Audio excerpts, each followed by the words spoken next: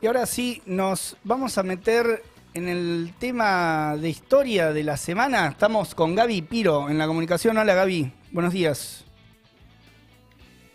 Hola Leo, hola Tom, ¿cómo andan? ¿Bien vos? Bien, acá, Qué bueno. ¿Todo tranqui? arrancando. Hoy te noto así, Hoy muy está zen. zen, Hoy hoy está estás zen. zen. Hoy podemos, Sí, Gaby po- Buda. Se tomó su té de tilo. podemos definir que Gaby arranca esta columna en modo zen.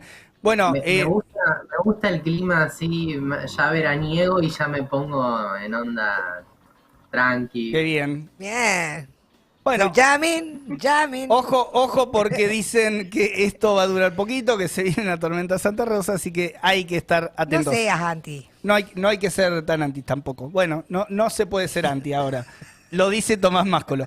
Escucha, vamos de lleno al tema que nos convoca, Gaby. Hubo debate la semana pasada, bueno, fundamentalmente a partir de que fueron los ataques también a Miriam Bregman.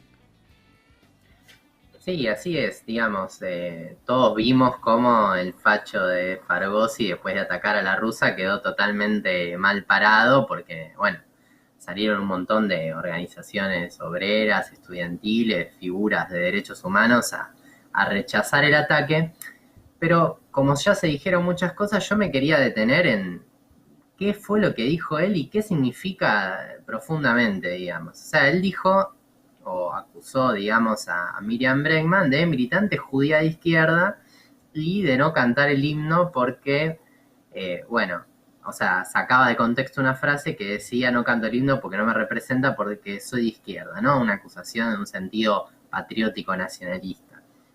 Entonces yo digo, bueno, ¿qué usos se hicieron de esa dupla, ¿no? De zurdos y judíos como acusación política?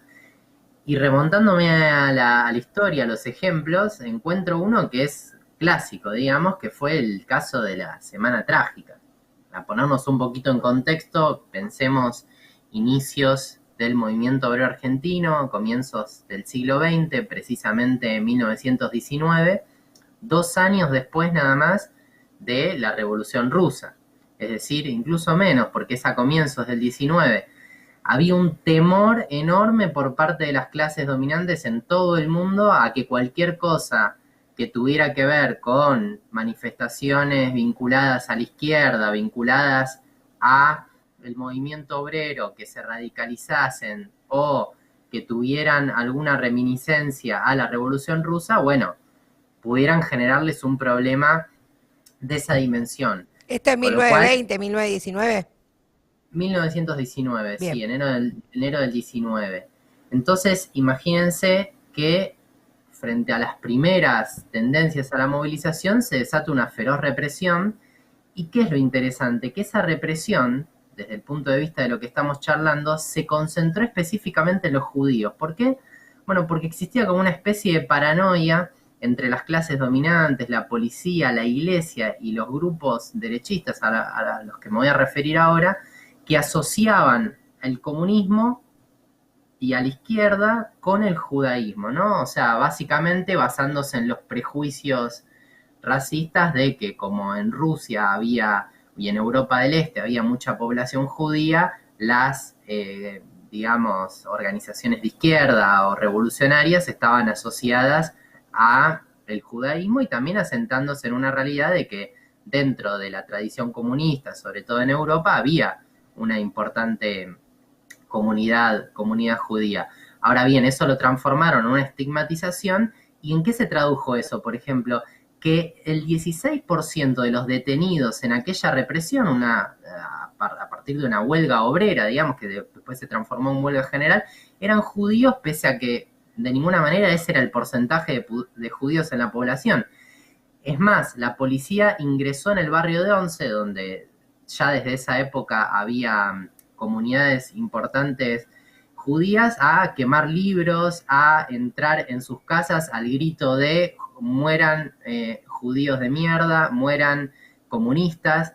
Es decir, toda una reacción, eh, digamos, discriminatoria hacia los judíos, pero muy vinculada a la persecución a los trabajadores que apoyaban la huelga de, bueno, en ese caso eran los trabajadores metalúrgicos de Bacena que habían organizado el conflicto. O sea, una campaña de desprestigio y acompañada además de agresiones físicas, en este caso, como parte de intentar desactivar también el reclamo, una huelga muy importante igual. Che, ¿y actuaba sola la policía o cómo fue? Bueno, eso es interesante que lo recuerdes porque justamente la acción represiva no fue solo por parte del Estado. Actuaron grupos fascistas, por ejemplo, bueno, es conocida en esa época la Liga Patriótica, que, digamos, reivindicaban un nacionalismo totalmente xenófobo, reaccionario contra el movimiento obrero en defensa de las élites, y la Iglesia. La Iglesia en ese momento organizó varias misas, varias peregrinaciones alrededor de la ciudad, nuevamente al grito de ¡viva la patria!, fuera las ideologías extranjeras, extranjerizantes, que vienen a inculcar ideologías revolucionarias en el movimiento obrero, etc. Entonces, yo cuando lo escuché al facho de Fargosi atacar a la rusa, dije, bueno, este tipo atrasa 100 años, porque eran exactamente las mismas cosas que hacía. Entonces, atenti a estos fachos, porque, digamos, acompañados por las fuerzas reaccionarias de la policía, la iglesia, etcétera, alientan también este tipo de reacciones. Pero, digamos, para encontrar el otro lado, ¿no? Porque, por otro lado, la acusación a Miriam, que no solamente luchadora de derechos humanos y, digamos, y referente histórica, digamos, de la izquierda y de acompañamiento a las luchas de los trabajadores, esa acusación en definitiva también es la reivindicación o la reafirmación de que ella y la izquierda pertenecemos a una tradición política que está del bando totalmente opuesto a eso. Y yo decía en ese sentido que también existen ejemplos históricos, ¿no? No hace falta remontarnos a una extensa historia que va desde Marx, Trotsky y toda la tradición de izquierda asociada a la lucha por la liberación nacional de los judíos, digamos, sino que me quería referir a un caso particular, que fue la lucha en un contexto totalmente hostil, como fue la lucha en la resistencia a la ocupación nazi en el gueto de Varsovia, que, como saben, fue uno de los escenarios más hostiles de la historia para la población judía, ¿no? O sea, casi 400.000 personas viviendo en el 2,3% del territorio de Varsovia, totalmente hacinado, y condenados rápidamente a los campos de exterminio. Bueno, en esa situación tan hostil existió una resistencia, y esa resistencia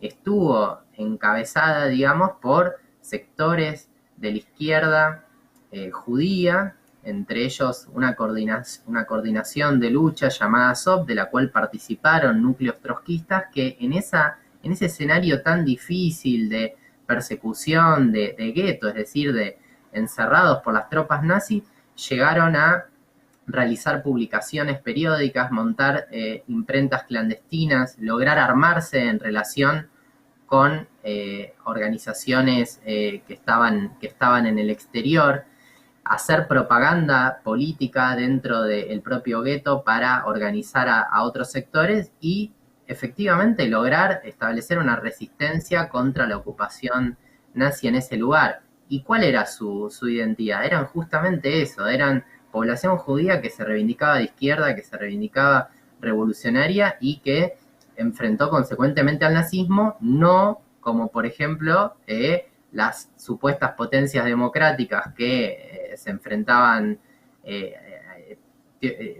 de boca, digamos, o sea, teóricamente nada más al nazismo, que por ejemplo no impidieron el traslado de esa población a los campos de concentración. Gaby, estos ejemplos de resistencia y casi hazañas, ¿no?, heroicas de un sector de la población judía de ahí del gueto, también en el marco de la vigilancia permanente de los propios nazis, o sea, en una situación de hostilidad total, Mientras que, claro, después del otro lado aparece esta idea, ¿no? De quienes combatieron al nazismo, bueno, todas las películas de Hollywood, todo lo que hemos visto como, como un intento, digamos, de apropiación también por otros sectores de esa resistencia o de apropiársela como casi una resistencia única de ellos, digamos, como si esto no hubiera existido, pero es una historia que me parece que se conoce poco, pero que habla de una valentía terrible que se vivió ahí en el gueto. Sí, totalmente. Además, déjame terminar con una cuestión. El propio estalinismo, digamos, el régimen estalinista, fue uno de los que favoreció la instauración de ese gueto en el sentido de que venía del año 39 de hacer un pacto de no agresión con Hitler, facilitando, digamos, la ocupación hitlerista Claro. de Polonia, digamos, y cuando la población de esos lugares le reclamó a las potencias, a las supuestas potencias democráticas, digamos, evitar toda esa masacre, bueno, se negaron rotundamente y bueno, y después fueron parte de favorecer la creación del Estado de Israel, que nada tiene que ver con esa resistencia, digamos, de izquierda al nazismo, sino, bueno, con un legado justamente también racista Ujú. hacia el pueblo palestino. Claro, claro, claro. Bueno, ahí lo que está detrás de la historia de los ataques, también algunos de los elementos, algunos de los momentos donde apareció el ataque a la población de origen judío, también como argumento, como fundamento también para atacar a la izquierda.